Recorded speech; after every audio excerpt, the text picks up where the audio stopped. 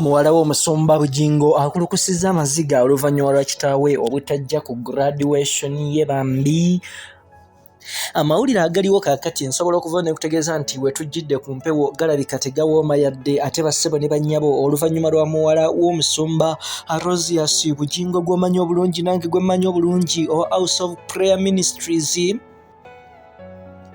Omu ku bawalabe abakulu ng'ono amanyikiddwa nga Gift Doreen Bugingo bassebo ne bannyabo ate wagenze mu maaso okubanga graduatinga wali ku kasozi akakulu e Makerere naye ng'ate Bambi Akaabye gakombye ng'atunula wakati mu kifo kya kitaawe nga tamulabako wabula ng'alaba maama yekka gwakubako eriiso so nga taata mulamu mu nsi mwali yeeyagala talina yadde awamuluma.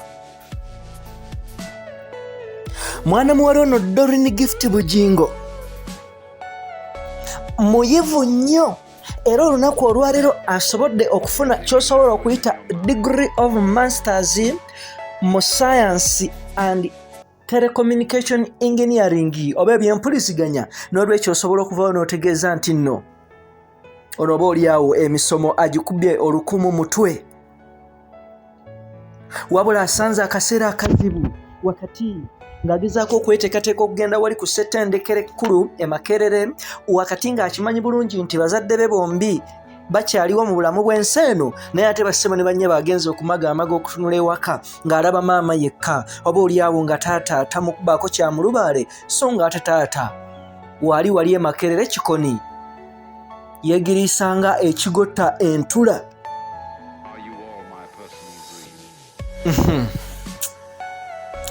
Baana bamama baana bataata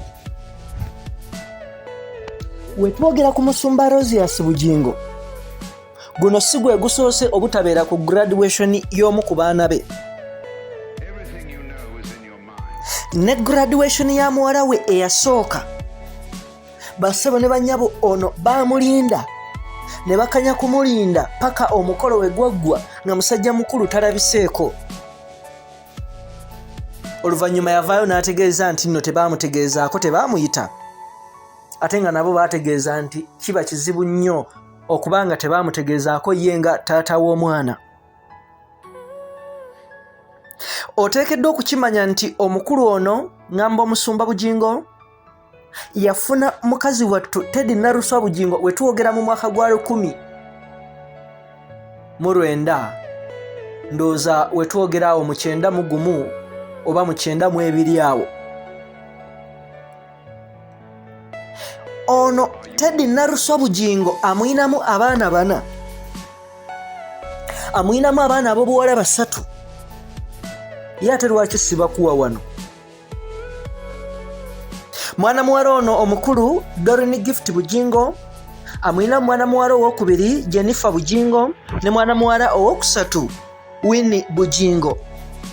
Wano n'abeera n'omutabani omu wakati aweza okubeera omwana owokuna nga ye Miracle Bugingo omulenzi omuto Bambi.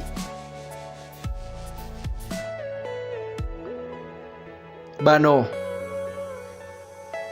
neje buli kati omukyala Naruswa Teddy yakomba kwelima n'agamba nti tagenda kusazaamu kiragaano oba kirayiro kye yakuba maaso ga Mukama Katonda okukkiriza wakati okumenyawo endagaano gye yeeyama wakati mu bufumbo butukuvu we baali bagattibwa wali ku Victory Christian Center mu Ndeeba ew'omusumba Dr. Joseph Serwadda. Omukyala ne gye buli kati bassebo ne bannyabo yakomba kwelima n'agamba nti tagenda kukkiriza.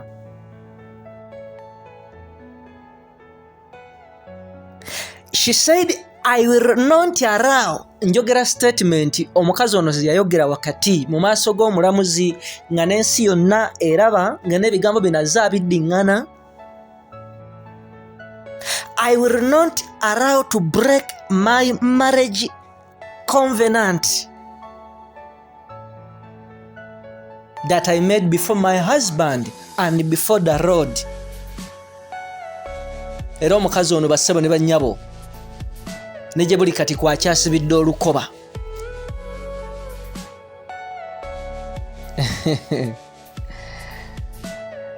Zino ensonga mpanvu. Mwana muwala Makula Nantaba Susan eyegattako eri Bugingo naye akalambiranga agamba nti tagenda kuleka musajja mukulu ono newankubadde ate mu mwaka gwa 2019 baavaayo ne balangirira nga omukwano gwabwe bw'enkolagana yaabwe ne bagifuula official buli muntu yenna n'agimanya nekitegerekako nti mukazi mukulu ono ali lubuto olw'abalongo ne bafulumako n'emitala w'amayanja okugenda oba oli awo okwewummuzaako naye ate bassebo ne bannyabo ne gye buli kati teri amanyi lubuto lw'abalongo luno gye lwabulira.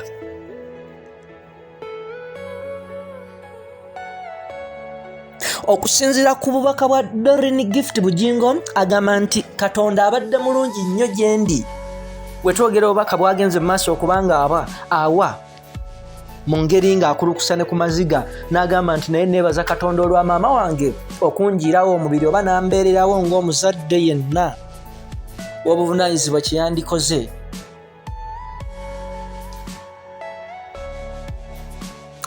Ensonga bazito bwe ziri. Of course tugenda ffe kwongera okukolera okufeffetta tukunoonyeza enjuyi zonna buli muntu yenna atubuulira oluuyi lwe kwali. Mwana muwala of course ngenda kumunoonyako kubanga munywanyi wange nnyo nnyini ddala n'ensonga zonna tweyongera okubanga tuzitaanya bulungi n'okuzitegeera bwe zibadde. Naye ate ffe wano Kampala Media TV Doreen Bugingo tukuyozaayoza ekkula ly'otuuseeko ery'okwewangulira digiri wakati mu bintu eby'empuliziganya. Tugamba yogaayoga munnange weebale kufuba na kugumiikiriza okukkiriza okubeera mu ssomero.